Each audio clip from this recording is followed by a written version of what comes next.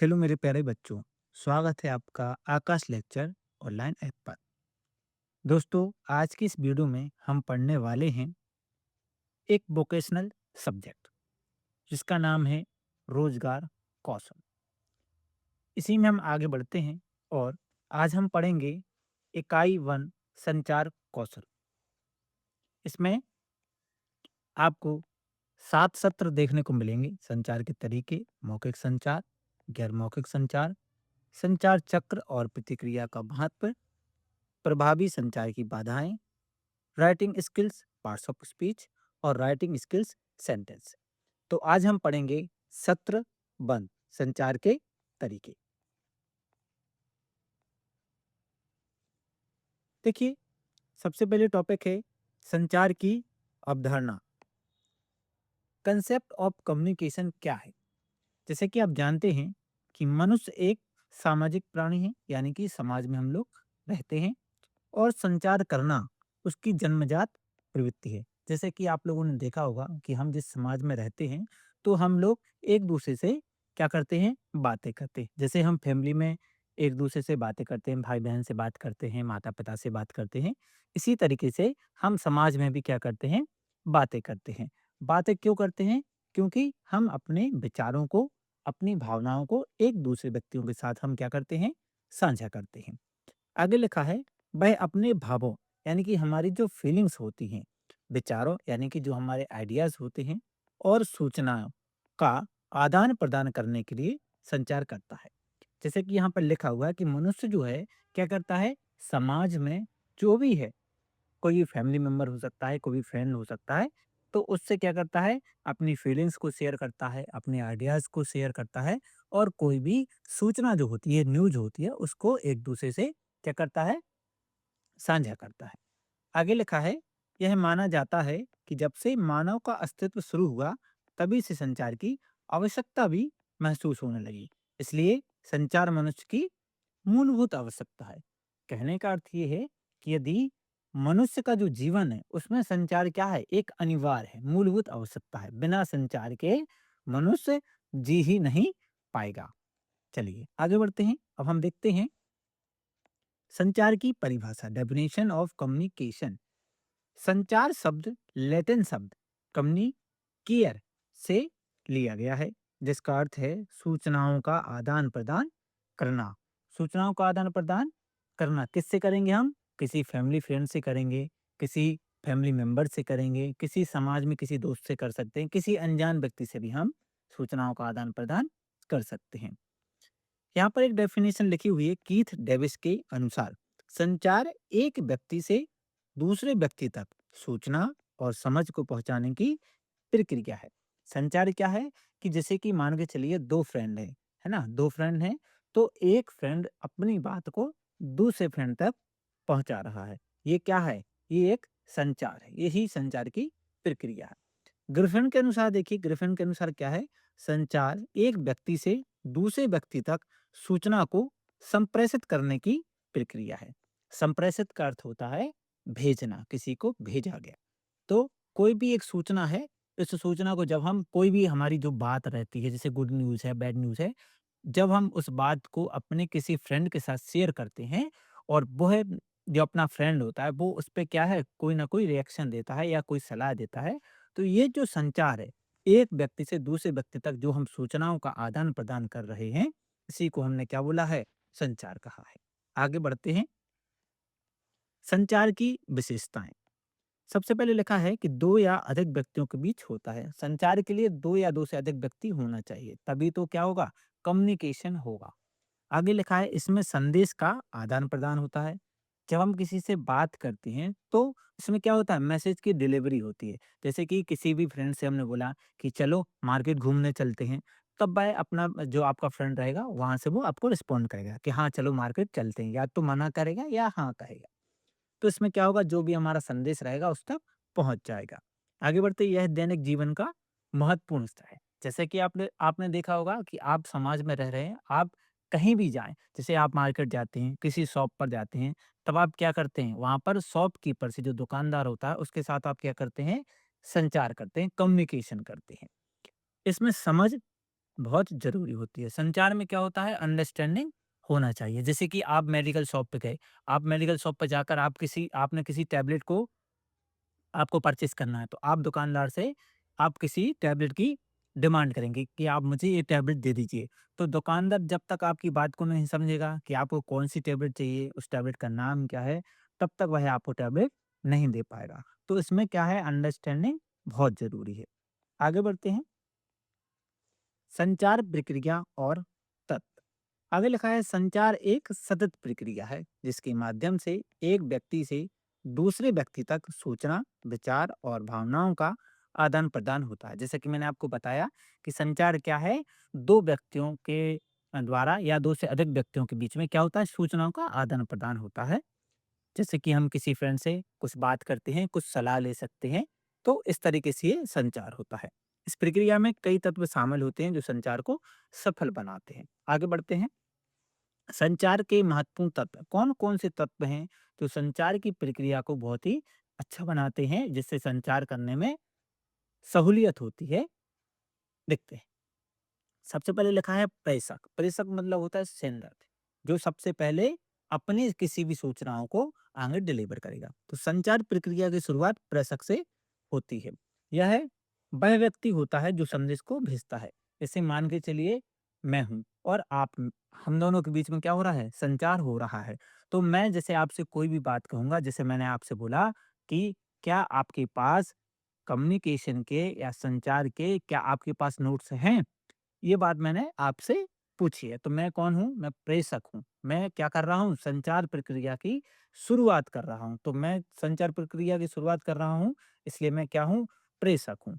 प्रेषक अपने विचारों को बोलकर, लिखकर या संकेतों के माध्यम से व्यक्त करता है। जैसे कि मैं आपसे पूछना चाह रहा हूँ, क्या आपके पास संचार के नोट्स हैं? तो इस चीज़ को मैं आपसे बोलकर भी पूछ सकता हूँ, या यही चीज़ मैं किसी कॉपी पर लिखकर आपसे पूछ सकता हूँ। तो है ना, ये प्रेषक का काम होता है। इसके बाद दूसरा है संदेश। संदेश क्या होता है कि संदेश वह सूचना, विचार या भावना होती है जिसे प्रेषक दूसरे व्यक्ति तक पहुंचाना चाहता है। जैसे कि मैंने आपसे पूछा, क्या आपके पास संचार कौशल के नोट्स हैं? तो संदेश क्या हो गया कि मैं आपसे पूछना चाह रहा हूं, क्या आपके पास संचार कौशल के नोट्स हैं? तो ये मेरा संदेश हो गया। आगे बढ़ते हैं, संकेतीकरण। इस प्रक्रिया में प्रेषक अपने विचारों को शब्दों, संकेतों, चित्रों में बदलता है ताकि संदेश को सही रूप में भेजा जा सके। तो एन्कोडिंग में ये होता है कि जो मैं प्रेषक हूँ, या अपने विचारों को मैं क्या कर सकता हूँ, मैं आपसे बोलकर भी इस चीज़ को बता सकता हूँ, इस चीज़ को मैं लिखकर भी बता सकता हूँ, या कोई और बात होगी तो मैं डायग्राम बनाकर भी या किसी संकेत के माध्यम से भी मैं अपने संदेश को आप तक पहुँचा सकता हूँ। आगे बढ़ते हैं, आगे लिखा है चैनल। चैनल वह माध्यम होता है जिसके द्वारा संदेश भेजा जाता है, जैसे टेलीफोन, इंटरनेट, ईमेल, डाक आदि। अब मैं आपसे पूछ रहा हूँ, क्या आपके पास संचार कौशल के नोट्स हैं? तो इस चीज को मैं आपको फोन करके भी पूछ सकता हूँ, मैं आपको व्हाट्सएप पे मैसेज करके भी पूछ सकता हूँ, मैं चाहूँ तो आपको एक ईमेल भेज कर भी पूछ सकता हूँ, या मैं चाहूँ तो आपको एक पत्र, चिट्ठी लिखकर भी मैं आपसे ये बात को पूछ सकता हूँ। तो ये चीज़ें होती हैं चैनल की, किस माध्यम से आप अपनी बात को पूछना चाह रहे हैं। फिर होता है प्राप्तकर्ता। प्राप्तकर्ता यानी कि रिसीवर। रिसीवर कौन है? आप हैं। मैंने आपसे पूछा कि संचार कौशल के नुस्खे क्या आपके पास हैं? तो मैं पूछने वाला हूँ, मैं हूँ प्रेषक और आप हैं प्राप्तकर्ता। मैं किससे पूछ रहा हूँ? आपसे पूछ रहा हूँ। आप हैं रिसीवर। प्राप्तकर्ता वह व्यक्ति होता है जिसके लिए संदेश भेजा जाता है। वह संदेश को प्राप्त करके उसे समझता है और उसके अनुसार प्रतिक्रिया देता है। जब मैं आपसे कोई बात पूछूंगा, तब वह मैसेज आपके पास पहुंचेगा। अब आप उस मैसेज को अच्छे से समझेंगे और उसके बाद आप मुझे क्या करेंगे? जवाब देंगे। तो पहले मैंने आपसे संदेश, आपका मेरा संदेश आप तक पहुंच गया है। अब इसके बाद होगी डिकोडिंग, यानी कि आप उस संदेश को समझेंगे। डिकोडिंग वह प्रक्रिया है जिसमें प्राप्तकर्ता संदेश को समझने और उसका अर्थ निकालने का प्रयास करता है। जैसे कि मैंने आपसे पूछा, क्या आपके पास संचार कौशल के नोट्स हैं? तो ये मैसेज जब आपके पास पहुंचेगा, आप रिसीव करेंगे और रिसीव करने के बाद आपका माइंड तुरंत उस मैसेज को डिकोड कर लेगा। और डिकोड करने के बाद जैसे ही आपको समझ आ जाएगा कि आप, मैंने आपसे क्या पूछा है, फिर इसके बाद आप मुझे फीडबैक देंगे, यानी कि आप मुझे जवाब देंगे। तो प्रतिक्रिया यानी कि फीडबैक, प्रतिक्रिया वह उत्तर है जो प्राप्तकर्ता द्वारा प्रेषक को यानी कि मुझे दिया जाता है। इससे पता चलता है कि संदेश सही से समझा गया है या नहीं। आपने कई बार देखा होगा कि आपका कोई दोस्त आपसे कुछ पूछता है, आपका कोई दोस्त आपसे कुछ बात पूछता है और जब वह आपसे पूछता है तो आप हक्का-बक्का रह जाते हैं। आप ना तो हाँ कहते हैं, ना कहते हैं। तब आपको समझ में आता है कि उसने मुझसे जो पूछा है वह मैं समझ नहीं पाया हूँ। तब आप अपने दोस्त से कहते हैं कि एक बार फिर से बोलिए, आपने क्या कहा मैं समझ नहीं पाया। है ना? तो ये डिकोडिंग में प्रॉब्लम होती है। जब आप प्रेषक का जो संदेश होता है, जब आप डिकोड नहीं कर पाते हैं, तब यह समस्या होती है। यदि आप उस मैसेज को डिकोड कर लेते हैं कि आपके फ्रेंड ने आपसे कुछ पूछा है, आप उसको अच्छे तरीके से समझ लेते हैं, तब आप उसको क्या करते हैं, जवाब देते हैं, यानी कि फीडबैक देते हैं। आगे बढ़ते हैं, यहाँ पर एक डायग्राम बना हुआ है। यहाँ पर आप देख सकते हैं कि यहाँ पर एक प्रेषक है, यानी कि जो किसी भी बात को आगे भेज रहा है संदेश को। ठीक है? इसके बाद जो जानकारी है दूसरे नंबर पे जानकारी या इनपुट यानी कि मैसेज, मैसेज आएगा यहाँ पर। तीसरे नंबर पे क्या होगी? उसकी कोडिंग होगी कि आप उसको किस तरीके से भेज रहे हैं। है ना? ये चैनल हो जाएगा 4 नंबर पे कि आप उसको बोल के बता रहे हैं, कि आप उसको लिख कर बता रहे हैं, कि आप उसको किस तरीके से बता रहे हैं। 5वें नंबर पे आप देखेंगे कि ये संदेश रहेगा, 7 नंबर पे डिकोड करेगा और 8 नंबर पे जो रिसीवर रहेगा वो उसको समझेगा और समझने के बाद 9 नंबर पे वो उस पे प्रतिक्रिया करेगा। तो इस चार्ट को आप एक बार अच्छे से देखेंगे तो ये चार्ट आपको समझ में आ जाएगा। आगे बढ़ते हैं, संचार के तरीके देखिए, मेथड्स ऑफ कम्युनिकेशन। सबसे पहला तरीका लिखा है कि आमने-सामने अनौपचारिक संचार। अनौपचारिक संचार का मतलब होता है इनफॉर्मल। देखिए, एक होता है फॉर्मल कम्युनिकेशन, एक होता है इनफॉर्मल कम्युनिकेशन। इनफॉर्मल कम्युनिकेशन होता है अपने फ्रेंड के साथ।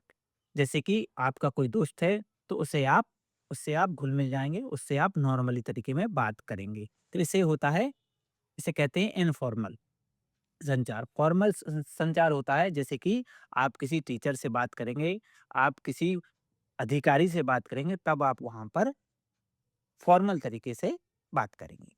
ठीक है, सबसे पहला तरीका है, इसमें लिखा है आमने-सामने का संचार सबसे प्रभावी होता है। देखिए, आपका दोस्त है और आप हैं, जब आप दोनों आमने-सामने बैठकर कोई भी बात करेंगे, तो आपकी बात आपका दोस्त क्लियर समझ पाएगा, आपके दोस्त की बात आप क्लियर समझ पाएँगे। इसमें संदेश जल्दी और स्पष्ट रूप से समझ में आता है। देखिए, आप सामने बैठे हैं 2 फ्रेंड, तो आप कोई भी बात कहेंगे तो आपका दोस्त उस बात को जल्दी से समझ जाएगा। साथ ही शारीरिक हाव-भाव, बॉडी लैंग्वेज देखने से संचार और बेहतर हो जाता है और साथ ही क्या होता है, हमारे जो हाव-भाव रहते हैं, बॉडी लैंग्वेज रहते हैं, उससे जो भी हमारी बात रहती है कि हम गुस्से में कह रहे हैं, मज़ाक में कह रहे हैं या फिर हम खुशी-खुशी कह रहा है, जो भी हमारी बॉडी लैंग्वेज है, तो हमारा जो भी कहने का जो मतलब रहता है, वो सामने वाले को स्पष्ट रूप से समझ में आता है। आगे देखिए एक लिखा है ईमेल के द्वारा भी आप अपनी बात कह सकते हैं। ईमेल के माध्यम से दूर-दराज के लोगों से जल्दी संवाद किया जा सकता है। यह सुविधाजनक, लचीला और कम खर्चीला होता है। तो आप अपने फ्रेंड को ईमेल से भी बात कर सकते हैं। आगे लिखा है नोटिस या पोस्टर। जब एक ही संदेश को बड़ी संख्या में लोगों तक पहुंचाना हो, तब यह तरीका उपयोगी होता है। जैसे छुट्टी की सूचना, समय परिवर्तन आदि। आपने देखा होगा कि आपके स्कूल में कोई किसी भी दिन छुट्टी रहती है, तो वहां पर एक नोटिस बोर्ड लगा दिया जाता है कि स्कूल में इतने तारीख से इतने तारीख तक छुट्टी रहेगी। या पर स्कूल में किसी भी प्रकार का मेला रहता है, तो वहां पर एक नोटिस लगा रहता है कि हमारे स्कूल में इतनी तारीख को एक मेला लगने वाला है, ताकि सभी बच्चे उस नोटिस को पढ़ लें और सभी तक वो जानकारी पहुंच जाए। आपने और देखा होगा कि जब आप मार्केट में जाते हैं, कोई भी शॉप है, जब शॉप का स्थान चेंज होता है, तो शॉप वाला जो पुरानी शॉप होती है, उसके बाहर एक नोटिस बोर्ड चिपका देता है कि ताकि जो हमारे पुराने ग्राहक हैं, यदि वो हमारी दुकान पर आते हैं, तो वह उस नोटिस को पढ़ के समझ जाएँ कि हमारी दुकान का स्थान जो है चेंज हो गया है। ठीक है, आगे बढ़ते हैं। व्यावसायिक बैठक यानी कि बिजनेस मीटिंग की क्या है, जैसे इसमें एक समूह को संबोधित किया जाता है। यह व्यवसाय प्रबंधन और निर्णय लेने से जुड़ा होता है। तो व्यवसायिक में बैठक जो होती हैं, जैसे कि कोई भी एक कंपनी है, कंपनी के लोग उसमें बैठे हुए हैं, ठीक है? तो इसमें क्या होता है, एक समूह को संबोधित किया जाता है और यह व्यवसाय है, जैसे कोई बिजनेस रिलेटेड होता है, कोई भी मैनेजमेंट होता है, तो और या फिर कोई भी हमें एक निर्णय लेना होता है, तो हम क्या करते हैं कि एक टीम को बिठा के उसको बातचीत करते हैं। अन्य तरीके में लिखा हुआ है तो सोशल मीडिया, फ़ोन, संदेश, समाचार पत्र, ब्लॉग आदि भी संचार के अन्य माध्यम हैं। जैसे कि आप जानते हैं कि संचार करने के लिए हमारे पास तरह-तरह के सोशल मीडिया हैं, जैसे कि व्हाट्सएप है, फेसबुक है, इंस्टाग्राम है, हमारे पास फ़ोन भी है, हमारे पास एसएमएस भी है। हम किसी समाचार पत्र के द्वारा भी, हम ब्लॉगिंग के द्वारा भी बहुत सारे तरीका है जिसके माध्यम से हम संचार का कर सकते हैं। आगे बढ़ते हैं, सही संचार तरीका चुनने के आधार क्या है? जैसे कि आप किसी से कम्युनिकेशन करना चाहते हैं, तो उसका सही तरीका क्या है? क्योंकि संचार के तो बहुत सारे तरीके हैं, लेकिन सही तरीका क्या है, इसको सेलेक्ट कैसे करें? तो देखिए लिखा है संचार का सही माध्यम चुनना बहुत महत्वपूर्ण होता है ताकि संदेश स्पष्ट हो, सही हो और समय पर पहुँचे। यह निम्नलिखित कारकों पर निर्भर करता है। सबसे पहला है लक्षित दर्शक यानी कि हमारी जो टारगेट ऑडियंस है, जो बात हम कहना चाहते हैं, टारगेट ऑडियंस को कैसे पहुंचेगी, यह सबसे महत्वपूर्ण कारक है। हमें यह देखना होता है कि संदेश किसके लिए, सबसे पहले जो हम हमारी बात कहना चाहते हैं, हमें पता होना चाहिए कि यह संदेश किस ऑडियंस के लिए है। दूसरा पॉइंट लिखा हुआ है दर्शकों की उम्र, शिक्षा, भाषा और समझ को ध्यान में रखना चाहिए। जैसे बच्चों के लिए सरल भाषा, चित्र, वीडियो का उपयोग करना। देखिए, हमारी जो टारगेट ऑडियंस है, हमारा जो संदेश है, जिस चीज़ को हम पहुँचाना चाहते हैं, तो हमें देखना पड़ेगा कि जो हमारी ऑडियंस है, उनकी उम्र क्या है? वो कितने पढ़े-लिखे हैं? वो क्या हमारी भाषा को समझ पा रहे हैं कि नहीं समझ पा रहे हैं? अगर हम छोटे-छोटे बच्चों को कोई बात समझाना चाहते हैं, तो हम उनको चित्रों के माध्यम से, वीडियो के माध्यम से और सरल भाषा के माध्यम से हम अपनी बात को समझाएँगे। ठीक है? आगे बढ़ते हैं, लागत। संचार के तरीके की लागत भी महत्वपूर्ण होती है। कुछ माध्यम महंगे होते हैं जैसे मीटिंग, विज्ञापन और कुछ सस्ते या मुफ्त होते हैं जैसे ईमेल या मैसेज। और अगला पॉइंट है कि छोटे काम के लिए फोन या मैसेज और बड़े प्रचार के लिए पोस्टर या विज्ञापन का उपयोग करना चाहिए। जैसे कि हमारा कोई सा छोटा सा काम है तो हम किसी दोस्त को फोन करके मैसेज करके भी बता सकते हैं, है ना। और यदि हमारा बड़ा प्रचार है, कोई भी हमें बड़े लेवल पे प्रचार करना है, तब हम क्या करेंगे, हम मार्केट में पोस्टर छपवा के, बैनर छपवा के, बड़े बड़े होर्डिंग छपवा के और पेपरों में, न्यूज़पेपर में एडवर्टाइजमेंट निकाल के भी हम अपना काम करवा सकते हैं। अगला पॉइंट है सूचना का प्रकार। संदेश की प्रकृति के अनुसार माध्यम चुना जाता है। अगला पॉइंट है सरल सूचना के लिए फोन या मैसेज और महत्वपूर्ण सूचना के लिए ईमेल, पत्र या मीटिंग का उपयोग किया जाता है। देखिए, संदेश की प्रकृति क्या है, जो हमारा मैसेज है, जो हम डिलीवर करना चाहते हैं दूसरों को, वो किस तरीके का है। यदि बहुत ज्यादा महत्वपूर्ण है या कम महत्वपूर्ण है, उसके हिसाब से हम तय करेंगे कि हम मीटिंग करके उस संदेश को डिलीवर करें या फोन करके या मैसेज करके। जैसे देखिए, छुट्टी की सूचना के लिए नोटिस, जैसे कि स्कूल में कल के दिन छुट्टी है, तो हम क्या करेंगे, एक नोटिस बोर्ड पर हम एक नोटिस चिपका देंगे कि इतनी तारीख को स्कूल की छुट्टी रहेगी। और महत्वपूर्ण निर्णय के लिए मीटिंग का उपयोग किया जाता है। जैसे मान के चलिए कोई अधिकारी है, एसडीएम है, कलेक्टर है, कोई भी एक मुद्दा उठ गया है, मान के चलिए कहीं आंदोलन हो रहे हैं या कहीं कोई दुर्घटना हो गई है या किसी सरकार को किसी चीज पर निर्णय लेना है, तब सरकार क्या करेगी, कोई अधिकारी क्या करेगा, एक मीटिंग बैठाएगा और मीटिंग में सब लोगों को बुला के वहां पर क्या करेगा, मशवरा होगा, सलाह होगी और उस आधार पर वो क्या करेगा, अपना संचार करेगा। अगला पॉइंट है प्राथमिकता। यह बताता है कि संदेश कितनी जल्दी पहुंचाना है। जैसे कि मान के चलिए आप मार्केट में जा रहे हैं, किसी आपने देखा कि किसी का एक्सीडेंट हो गया, तब आप क्या करेंगे, तब आप क्या करेंगे, तब आपको प्राथमिकता है कि आप कोई भी संदेश, जैसे आप किसी को फोन करना चाहते हैं कि यहाँ पे दुर्घटना हो गई है, तो वहां पर आपका संदेश तुरंत पहुंचे, तब आप क्या करेंगे, तब आप फोन करेंगे, तब आप वहां पर ईमेल नहीं भेजेंगे, तब आप वहां पर किसी एडवर्टाइजमेंट में नहीं डालेंगे, तब आप किसी को लेटर नहीं लिखेंगे, तब आप तुरंत फ़ोन करेंगे कि प्राथमिकता बताती है। यदि संदेश तुरंत देना है तो फ़ोन करेंगे, कॉल करेंगे, मैसेज करेंगे और यदि समय है तो ईमेल, पत्र का उपयोग भी किया जाता है। तो ये था दोस्तों सत्र 1। सत्र 1 में मैंने आपको बताया संचार कौशल के बारे में। अगली वीडियो में मैं आपको सत्र 2 के बारे में बताऊँगा। दोस्तों, अगर ये वीडियो अच्छी लगी हो, वीडियो को लाइक करें, दोस्तों के साथ शेयर करें। यदि दोस्तों आप लोगों का अच्छा रिस्पॉन्ड रहता है, तो रोजगार कौशल जो भी आपका ये वोकेशनल सब्जेक्ट है, इसको मैं कंप्लीटली यूट्यूब पर फ्री में पढ़ाऊंगा।